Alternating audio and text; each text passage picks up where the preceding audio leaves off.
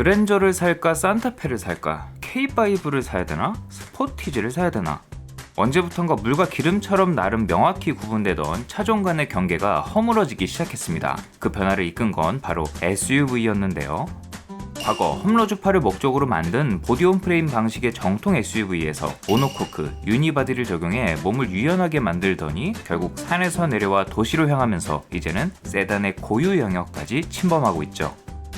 오늘 소개할 이 차량도 SUV의 세단 침공을 단적으로 보여주는 모델 중 하나입니다. 줄곧 세단만 만들어 오던 르노 삼성이 선보인 첫 번째 SUV 라인업이자 일본이 아닌 프랑스의 감성을 담은 첫 번째 차. 이번 시간에는 르노 삼성의 도시명 크로스오버 QM5에 대해 알아보겠습니다.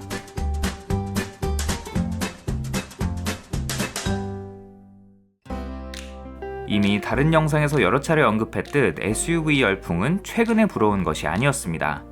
90년대 중반 스포티지가 불을 지핀 도시명 컴팩트 SUV 시장이 해가 갈수록 눈에 띄게 커져왔고 적당한 가격과 넉넉한 공간을 갖춘 SUV들이 연이어 등장. 소비자들이 세단과 SUV를 동일 선상에 놓고 고민하기 시작하면서부터 이미 SUV 바람은 시작됐죠. 기업 입장에서도 SUV 인기는 반갑기 그지없었어요. 동급의 세단이나 해치백보다 더 비싼 값에 팔 수 있었기 때문에 보다 많은 이익을 가져다 줬기 때문이죠. 소형차와 상용차에는 강세였지만 SUV와 중형차 라인업이 빈약한 프랑스 르노 역시 이 노다지를 그냥 지나칠 수 없었습니다. 라인업을 확장해 포트폴리오를 강화하고 유럽과 아시아 시장 판매량을 늘리려는 목적 외에도 어차피 생산도 할 겸 시장 규모에 비해 은근히 쏠쏠한 수익을 가져다주는 르노 삼성의 제품 라인업에 SUV를 추가해 마찬가지로 이익을 높이려는 계획도 있었죠. 다만 모기업 르노는 중형차 이상의 큰 차나 SUV를 만드는 능력은 상대적으로 부족했습니다. 아예 만든 적이 없었던 것은 아니었지만 내놓는 것마다 특유의 프렌치 감성이 너무 듬뿍 들어간 나머지 소비자들로부터 좋은 평가를 받진 못했죠. 고심 끝에 르노 자동차의 동아시아 전략 기지로서 제품 개발 능력을 평가한다는 명목하에 르노 삼성에게 이 작업을 맡겨보기로 합니다. 물론 든든한 파트너 닛산 역시 함께 참여하기로 했죠. 이렇게 시작된 프로젝트 H45는 르노와 르노 삼성이 디자인과 상품 기획, 생산을 담당하고 닛산은 설계를 맡은 그야말로 글로벌 프로젝트였습니다. 이후 2006년 파리 모터쇼에서 양산형에 가까운 쇼카를 선보인 이후 2007년 서울 모터쇼에서는 르노 삼성 로고를 단 QM-X로 등장했습니다. 이윽고 그해 12월 QM5라는 이름으로 국내 시장에 데뷔했죠. 차명은 알파벳과 숫자를 조합해왔던 르노 삼성의 장명법에 따라 같은 형태로 지어졌습니다. 단순히 삼성의 자동차임을 뜻했던 세단 SM 시리즈와 달리 퀘스트 모터링, 드라이빙을 추구한다는 뜻을 담았고 뒤에는 차급을 의미하는 O를 붙였죠. 이로써 르노 삼성 역시 국내 5개 완성차 회사 중 마지막으로 SUV 시장에 참전한 브랜드가 됐습니다. 갈등은 끝났다. 외관은 색다름 그 자체였습니다. 그동안 르노 삼성의 로고를 단 승용차는 세단뿐이었기에 SUV라는 차종 자체만으로도 신선했지만 기존의 닛산 베이스가 아닌 르노 계열의 차량이었기 때문에 그 독특함이 배가 됐죠. 대형 라디에이터 그릴과 큰 헤드램프가 시선을 사로잡는 전면부는 앞서 출시된 신형 SM3 이후 등장한 SM7 듀 아트아케를 같이 했고 스티어링 휠 방향에 따라 추가로 빛을 조사해주는 코너링 램프 기능을 더한 바이제논 헤드램프를 동급 최초로 탑재해 편의성을 높였습니다. 또 투톤 컬러와 스키드 플레이트 등을 옵션으로 마련해 외관을 좀 더 터프하게 꾸밀 수도 있었죠. D필러를 과감하게 눕혀 쿠페 스타일로 마무리한 후면부는 차를 한층 날렵해 보이게 했고 후면 유리에 검은 플라스틱 패널을 연결해 로고를 배치한 것도 세련미가 돋보이는 부분이었습니다. 다만 지나치게 큰 헤드램프와 상대적으로 옹졸해 보이는 뒷모습 때문에 출시 당시의 외관에 대한 반응은 좋지 않았습니다. 마치 괴물 같다며 쾌물5라는 별명이 생기기도 했고 저도 개인적으로 안 좋아했던 기억이 있습니다. 왠지 모를 이질감이 드는 모습이랄까요? 특히 저 머플러 팁 이 디자인이 콧대 높은 파리지앵들을 설득해서 그나마 보편적인 정서로 나온 결과물이었을 텐데 전반적으로 거친 비포장기를 터프하게 질주하는 모습보다는 르노 삼성이 가지고 있는 브랜드 이미지처럼 빌딩 숲과 잘 닦인 아스팔트 길이 더 어울리는 외관이었습니다. 실제로 르노 삼성에서도 QM5의 SUV라는 용어 자체를 배제하고 완전한 도시명 크로스오버로서 세단 같은 편안함과 매끈한 주행 감각에 초점을 맞추되 약간의 실용성을 더한 모델임을 강조했죠.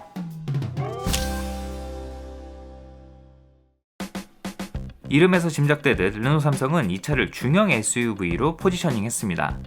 전장 4520mm, 폭은 1855mm로 당시 준중형 SUV인 투싼과 스포티지보다는 확실히 컸죠. 다만 중형 SUV라기엔 3열 시트까지 갖춘 산타페나 윈스톤보다는 작은 애매한 크기였습니다. 지금으로 치면 셀토스를 스포티지 같은 준중형 SUV로 분류할 것이냐, 스토닉 같은 소형 SUV로 분류할 것이냐 같은 문제였죠. 산타페보다는 반체급 작았지만 디자인 때문에 수치에 비해 시각적으로 더 작아 보였습니다. 아직도 투싼 스포티지와 크기가 비슷한 줄 아는 분들이 많을 거예요. 크기와 성격으로 놓고 보면 당시 GM 대우의 유럽 전략 차종인 윈스톤 맥스, 본명 오펠 안타라와 비교하는 게 맞았지만 이쪽도 크기에 비해 지나치게 높은 가격으로 이름처럼 안타 버리는 바람에 이런 차가 있었는지조차 모르시는 분들이 많아요. 목소리를 좀 낮춰주세요. 실내 역시 기존 르노 삼성 세단의 색채와는 전혀 다른 분위기였습니다. 지금에야 모든 라인업이 르노 계열로 완전히 전환되어 이 느낌이 익숙하지만 당시에는 이 유럽 감각의 인테리어가 좀 낯설게 느껴졌죠. 차분한 그레이 컬러와 금속 느낌의 내장재로 꾸며진 실내는 외관의 도시적인 느낌을 그대로 이어받았습니다. 트림에 따라 부분적으로 사용된 우드 그레인 역시 흔히 떠올리는 고리타분한 색상이 아닌 채도가 낮은 색상을 사용해 지금 봐도 컬러 매치가 상당히 세련됐죠. 동굴형으로 깊게 배치한 인포테인먼트 모니터와 원형의 송풍구가 시선을 사로잡는데 중앙에 자리 잡은 비상등 버튼과 묘하게 어우러지면서 마치 부엉이를 떠올리게 만든다는 이야기도 그 아래로 각종 버튼을 깔끔하게 배치하고 트림에 따라 카본 장식이나 우드 그레인을 적용해 고급감을 더했죠. 매끈한 디자인의 스티어링 휠은 한편으론 밋밋해 보이기도 했는데 을에 있어야 할 버튼들은 다 어디로 도망가고 없고 대신 곰발바닥 같은 오디오 리모컨이 뒤쪽에 자리했죠. 보기에는 불편해 보이지만 써보신 분들 아실 거예요. 이거 생각보다 되게 편합니다. 이 밖에 전자식 주차 브레이크, BMW iDrive 시스템을 연상케 하는 인포테인먼트 조그 셔틀, 국산 차량 최초로 적용된 스마트키 버튼 시동과 서브우퍼를 더한 8개 스피커의 보스 사운드 시스템 등 각종 최신 편의 사양을 적용한 것도 프리미엄 마케팅을 이끌던 르노 삼성다운 구성이었습니다. 특히 국산차 최초로 개방이 가능한 파노라마 선루프를 선보인 것은 신세계 넉넉한 크기의 글로브 박스와 조수석, 뒷좌석 하단 서랍장 같은 깨알 같은 수납 공간을 더해 실용성을 챙긴 부분은 지극히 르노스러운 디테일이었고 뒷좌석도 리클라이닝 기능과 B필러 에어벤트, 측면 커튼을 장비해 중형 SUV라는 차급에 걸맞게 꾸몄죠. 다만 겉에서 드러났던 애매한 크기는 곧 애매한 공간으로 이어졌습니다. 중형 SUV를 표방했지만 준중형 SUV와 비교해 넉넉했을 뿐 3열까지 갖춘 경쟁차와 비교하면 초라한 공간이었죠. 경사진 D필러는 날렵한 외관을 만들어냈지만 적재 공간에서는 고스란히 단점으로 작용했습니다. 그래도 다양한 설계를 통해 이를 만회하고자 노력했는데 2열 시트는 더블 폴딩을 지원해 완전히 평평한 적재 공간을 만들 수 있었고 특히 조개 껍데기처럼 위아래로 열린다는 데서 그 이름이 붙은 클램쉘 테일게이트는 이 QM5만의 독보적인 구성이었습니다. 트렁크 하단이 연장되어 평상시 무거운 짐을 싣거나 내릴 때 편리할 뿐만 아니라 도킹 텐트를 연결할 경우 짧은 전장을 보완할 수도 있었습니다. 성인 2명이 벤치처럼 걸터 앉아도 전혀 문제가 없죠. 이 CF 참 지금 봐도 설레네요. 파워트레인은 르노 닛산이 공용하는 2.0L 디젤과 6단 수동 및 6단 자동 변속기를 주력으로 후에 엑스트로닉 무단 변속기를 결합한 4기통 2.5L 가솔린 사양이 추가됐습니다. 닛산의 준중형 SUV 로그와 동일한 파워트레인이었죠. 르노 삼성 최초로 디젤 파워트레인을 얹은 모델로 르노 삼성이 주구장창 어필하던 도시명 크로스오버 모델답게 차량의 성향은 컴포트에 치중되어 있었습니다. 높은 시트 포지션, 부드럽고 편안한 주행 질감이 돋보여 운전이 편리했고 가족과 함께 타기에도 좋았죠. 핸들링만큼은 세계 최정상급인 프랑스 브랜드의 손길이 닿은 모델답게 좌우로 출렁이는 경쟁차와 비교하면 코너링 실력은 동급 최고 수준이었습니다. 여기에 적당히 높은 지상고와 주행 환경에 따라 구동력을 조절할 수 있는 사륜 구동 장치까지 더해 약간의 험로에서도 무리 없는 주행이 가능했습니다. 또 후기형에는 사륜 구동 모델에 6단 수동 변속기를 매칭하고 출력을 높인 디젤 엔진을 탑재한 스포티 트림을 신설하기도 했죠.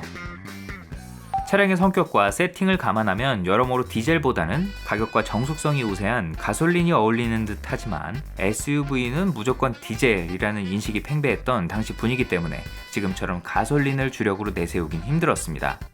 또 배기량으로 세금을 매기는 우리나라 특성상 2.5L의 대형차급 배기량은 환영받을 수 없었죠. 무엇보다 이 차를 애매하게 만든 것은 가격이었습니다.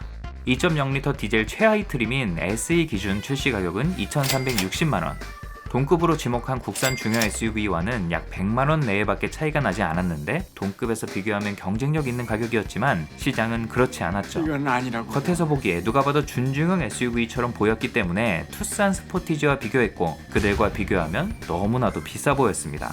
잠깐 언급했던 윈스톤 맥스랑은 해볼만 했는데 얘는 어디 갔어? 다행히 출시 초 판매량은 신차 효과가 작용하면서 무난하게 출발했지만 이후 판매량이 지속적으로 떨어지며 결국 아쉬운 성적을 이어갔죠.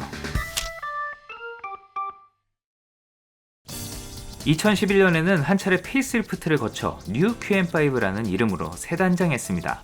그동안 외모 지적을 너무 많이 받아서인지 대폭 수정된 전면부는 다행히 호불호가 크게 갈리지 않을 수수한 모습이었습니다.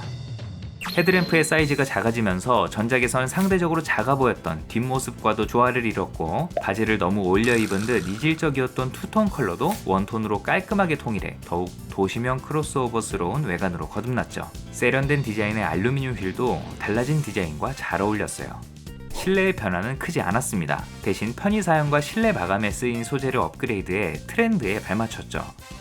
계기판의 형상을 말끔한 화이트 톤으로 수정해 시인성을 높였고 도망가 있던 크루즈 컨트롤, 스피드 리미터 스위치도 드디어 스티어링 휠에 안착했습니다. 가격에 비해 조악했던 자체 제작 내비게이션을 아이나비 내비게이션으로 바꿔 품질을 높인 것도 눈에 띄는 부분이었죠. 확실히 못하는 건 외주 주는 것도 나쁘지 않아요. 다만 그 사이 경쟁차의 신형 모델이 속속 등장하면서 QM5만의 차별화 포인트였던 부분들이 어느덧 보편화되어 버렸습니다. 출시 당시부터 남다른 세련미를 풍겼던 모델답게 디자인은 여전히 현역이었지만 최신 편의 사양 면에서 곳곳에 아쉬운 부분을 드러내기도 했습니다. 또 여전히 준중형 SUV보다는 크기 면에서 우세했지만 QM5를 위급으로 보는 사람이 없는 것은 예나 지금이나 매한가지인 것도 골치였어요. 파워트레인에도 변화가 있었습니다. 주력인 2.0L 디젤 모델은 출력을 끌어올려 더 여유로운 주행이 가능했습니다. 이전에 스포티 트림 한정으로 제공됐던 고사양 디젤 엔진을 이번에는 전륜구동 모델에만 탑재해 상품성을 높이면서 신형으로 거듭난 경쟁차에 대응했죠. 더불어 효율 역시 좋아지면서 연비도 대폭 개선됐습니다. 고속도로에서만 이 연비가 나온다는 게 좀 흠이지만 엔진의 출력이 크게 높아졌지만 튀어나가듯 거친 느낌보다는 여전히 부드러운 주행 감각을 유지했고 편안한 승차감과 방음 성능을 보강해 전작보다 더 정숙해졌다는 평가를 받았죠. 2014년 또 한 번 외관과 파워트레인을 변경하고 SM3와 같이 네오라는 서브네임을 붙인 QM5 네오가 출시됐습니다. 원래라면 풀모델 체인지가 이루어져야 할 시점이었지만 QM5의 수출 실적이 나름의 성과를 올리고 있었고 작은 차에 더 집중하는 모기업의 성향 때문에 후속 차종 개발이 미뤄지면서 한 번 더 수명 연장을 하게 됐죠. 그릴과 램프를 연결해 르노의 최신 패밀리 룩을 반영했고 바람개비 형태의 휠을 적용해 다른 라인업과 유사하게 꾸몄습니다. 또 2015년 주간주행등 의무장착이 법제화되면서 기존에 안개등이 있던 자리에 LED 주간주행등을 적용한 것이 그나마 눈에 띄는 변화였죠. 종전의 아이나비 내비게이션을 SK텔레콤과 협업한 차량용 티맵 내비게이션으로 변경해 스마트폰을 연결하면 실시간 교통정보와 지도 업데이트, 멜론 스트리밍 같은 서비스를 이용할 수 있게 했습니다. 또 파노라마 선루프를 선택하면 B필러 송풍구가 추가되는 희한한 옵션 구성을 선보였고 강렬한 레드 컬러와 실버 포인트로 내외관을 단장해 세련미를 강조한 R4U 에디션을 출시해 여성 소비자들을 공략하기도 했죠. 파워트레인은 기존 2.5L 가솔린 엔진을 2.0L로 배기량을 낮춰 가격 경쟁력을 높이고 세금 부담을 줄였습니다. 마력과 토크도 함께 줄였죠. 덕분에 가솔린 모델을 선택하는 비율이 종전보다는 꽤 늘었어요. 그렇게 차량 노후화에 따라 경쟁력을 서서히 잃어가던 QM5는 2016년 후속인 QM6에게 바통을 넘기고 결국 단종됐습니다. 자리를 이어받은 QM6는 다행히 많은 소비자들에게 사랑받았죠. 두 차례 부분 변경으로 상품성을 강화해왔지만 한 번 떨어진 판매량은 회복되지 않았습니다. 그나마 부분 변경 때 판매량이 반짝 상승하기도 했지만 1만 대 미만의 저조한 실적은 그대로였습니다. 국내에서는 존재감이 덜했지만 다행히 수출 시장에서는 나름 효자 차종이 되어주었습니다. 유럽 시장에는 꼴레오스라는 이름으로 로장주 로고를 달고 르노 브랜드로 선보여졌죠. 차명은 2000년 르노가 선보인 동명의 크로스오버 컨셉트카에서 따왔습니다. 출시 첫 해 수출 물량만 45,000여 대에 달할 만큼 준수한 실적을 선보였고, 특히 페이스리프트 모델 뉴 QM5를 선보였을 때는 정점을 찍어 5만여 대가 넘는 성과를 기록하기도 했죠. 이렇게 큰 SUV를 내놓은 적이 없는 르노에서 처음 선보인 차급인 만큼 소비자들이 우려 섞인 거부감이 작용해 당연하게도 동급 SUV와 비교하면 저조했지만 나름의 상품성을 인정받았고 후속 개발의 명분은 충족시켜줬습니다. QM5는 르노 삼성의 브랜드 이미지를 충실히 반영한 모델이었습니다. 세단만 내놓던 브랜드에서 만든 SUV답게 일상에서는 세단처럼 편안한 주행이 가능하면서도 때로는 약간의 거친 길을 달려 자연과 가까워질 수도 있는 괜찮은 크로스오버였죠. 국산차 최초로 장착한 파노라마 선루프는 소비자들에게 신선한 충격을 선사했고, 클램쉘 테일게이트도 빼놓을 수 없는 QM5만의 독보적인 매력이었습니다. 지금도 BMW X5나 랜드로버 디스커버리 같은 1억 내외 수입 SUV에나 있는 감성 아이템인데, 이것 때문에 차박 캠핑용으로 QM5를 중고구매 선택지에 올려놓는 분들이 있을 정도예요. 다만 애매한 디자인과 애매한 크기, 애매한 가격이 발목을 잡았습니다. 북미 성향 차종에 익숙해져 있던 국내 소비자들은 유럽 감성, 정확히는 이 르노 감성이 낯설게만 느껴졌고, 결국 아는 사람들만 아는 오너들만 만족하는 차량으로 전락해버렸습니다. 제조사를 막론하고 국내에 선보여진 유럽형 모델은 대부분 비슷한 운명을 겪었죠. 또 가뜩이나 부품 가격이 경쟁차에 비해 높은 데다 프랑스차 특유의 정비성을 전혀 고려하지 않은 설계로 공임이 올라 수리비가 전반적으로 높다는 게 최대 단점으로 지적받고 있습니다. 하다못해 에어컨 필터 하나를 교체하고 싶어도 자가 교체를 방해하는 난해한 설계 때문에 여기 안 나올래 안 나올 수 없는, 이밖에 운전석 시트 방석 옆부분이 다른 차에 비해 유난히 쉽게 갈라지는 소소한 고질병이 있고, 닛산이 설계한 엔진과 변속기의 내구성이 좋은 편이라 다행히 파워트레인 부분에서 큰 문제는 없지만, 가솔린 모델의 무단 변속기가 나이를 먹으면서 소음이 발생하거나 탈이 나는 등 말썽을 일으킬 가능성이 높다고 하니 중고차 구매하실 분들은 이 부분을 꼼꼼하게 살펴보시고 구매하시면 되겠습니다. 한편 올 1분기 출시가 예정되어 있는 르노 오스트랄의 국내 출시 여부가 많은 소비자들의 관심을 받고 있죠. 오스트랄은 르노의 준중형 SUV 카자르와 중형 SUV 콜레오스를 대체할 새로운 SUV입니다. 가솔린 터보와 48V 마일드 하이브리드, 플러그인 하이브리드 등 전동화 파워트레인으로 무장했고, 5인승 기본 모델과 7인승 롱바디로 나뉘어 준중형과 중형 체급을 모두 커버할 예정입니다. 폭스바겐 티구안과 티구안 올스페이스, 푸조 3008과 5008 등 비슷한 성격의 SUV와 직접 경쟁할 것으로 보이네요. 아직 르노 삼성 측의 명확한 입장은 없지만 정황상 현재 르노 삼성을 먹여 살리고 있는 QM6가 후속 없이 단종될 것으로 예상되는 만큼 이 오스트랄의 국내 출시가 그 어느 때보다 기대되는 상황입니다. 콜레오스보다 한 체급 낮기 때문에 만약 국내 생산이 이루어진다면 이 QM5 차명이 부활할 가능성도 있어 보이죠. 아니면 QM3가 아예 캡처라는 본명을 들고 나온 것처럼 그냥 르노 이름표를 달고 오스트랄로 전량 수입될 수도 있겠네요. 지금까지 르노 삼성의 첫 번째 SUV QM5에 대해 알아봤습니다. QM5는 르노 삼성이 단순히 모기업의 차를 받아다가 껍데기만 바꿔 파는 회사가 아닌 신차 개발을 주도하는 영향력 있는 계열사라는 것을 알린 부분에서도 그 의미가 남다른 차였습니다. 한때 동급에서 제일 고급스러운 이미지로 가격 상승의 주범이라고 꼽힐 만큼 남다른 분위기를 자랑했던 르노 삼성차가 지금은 가성비 브랜드로 평가받고 있는 것이 참 아이러니하네요. 또 중국 지리자동차와 협력해 새로운 크로스오버 순수전기차를 내놓는다는 이야기도 있는데, 르노 삼성의 회사 사정이 별로 좋아 보이지 않아서 조금은 걱정이 되기도 합니다. QM6마저 슬슬 수명이 다해가는 지금 르노 삼성 SUV 라인업의 미래는 앞으로 어떻게 될까요? 새로 등장할 르노 오스트랄은 과연 QM5라는 이름으로 출시될 수 있을까요? 다음에도 더욱 흥미로운 이야기로 찾아오겠습니다. 사소하지만 궁금한 자동차 이야기, 멜론 머스크였습니다.